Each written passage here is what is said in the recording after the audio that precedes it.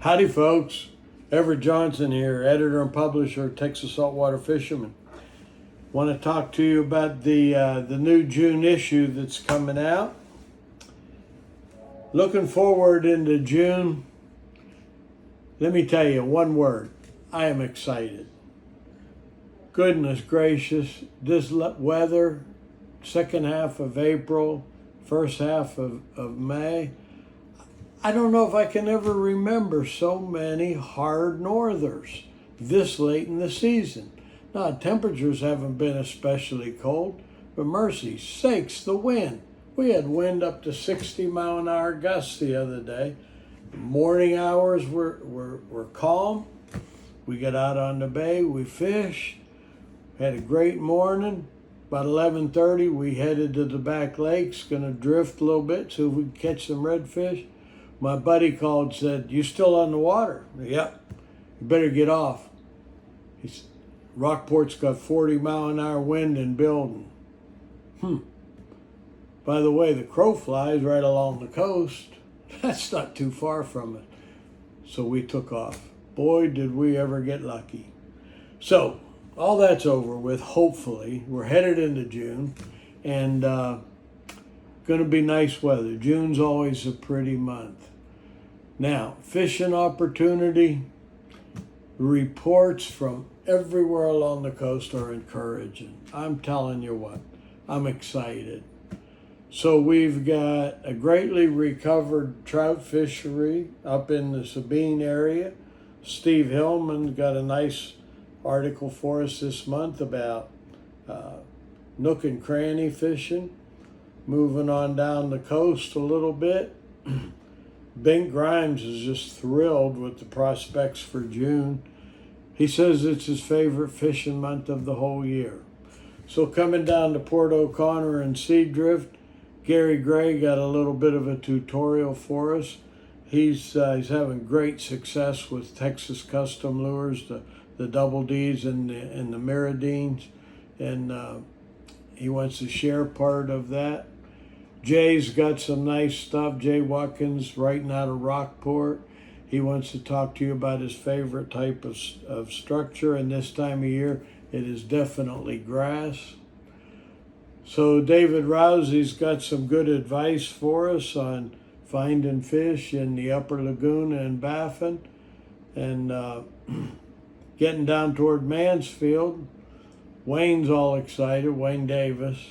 And he's on the cover for June, and he's got a snook that measured just a tad over 31 inches. Caught it last summer, but you know what? Snook is a very exciting species, and Wayne has been dialing into techniques and methods for finding them in summertime that have been pretty successful for him. So finally we end up down there with Ernest at South Padre Port Isabel, and Ernest has some good tips for you in this issue. He wants to tell you his strategies for how to pick the right day and how to pick the right weather and water conditions if you're not able to be out there every day, and that's the key. Nothing trumps time on the water, but when you've only got a couple of days a month to fish, you want to make sure that you're headed to the right place at the right time. So that's what's coming in the June issue. Also want to talk briefly about the opening of snapper season. Traditionally, June 1 is the opener, and so it will be again this year. All the regulations have remained the same, but we did get a little bump in the allocation. That's called the total allowable catch, or TAC, if you're into that kind of jargon.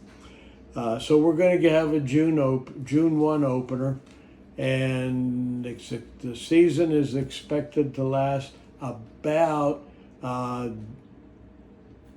90 days, give or take. That will depend on weather and prevailing wave heights and angler participation. Last year we got, I don't know, 93 days or something. This year we might get a few more. Couple things real quick. We encourage all of the snapper that you're going to release, whether it's because you already have your 2 fish, daily bag limit, and you're releasing at that point. We call them regulatory discards, releases, or small fish. You're bringing them up from depth. Some of them can exhibit barotrauma. That's bulging eyes, stomach protruding from the mouth, a very tight body form. You almost see like the scales are leaking air. Anyway, the historic method for releasing those fish is called venting. Let the gas out. Venting does work, but the location that you apply the venting tool is critical. So what I'm going to suggest is go to Return 'em Right, get online, go to returnemright.org, and you can receive free descending gear, and there's also some nice video tutorials on how to use it. My opinion, I've done it both ways. If you release a fish suffering barotrauma without venting or descending, man, it's a candidate for a sure death, quick. Either a dolphin or a shark's going to grab it. The descending device is going to work much quicker, faster, gets them down to depth where they can repressurize naturally. So get out there, go snapper fishing, have fun, catch you some tasty snapper. Bag limit, federal water, still 2 fish. The state water is 4 fish, but you cannot have 4 in possession while you're in federal water. Okay, wrap this up. Do not hit the water Memorial Weekend without registering for STAR. And get the kids signed up while you're at it. Take a kid fishing. We'll see you next month.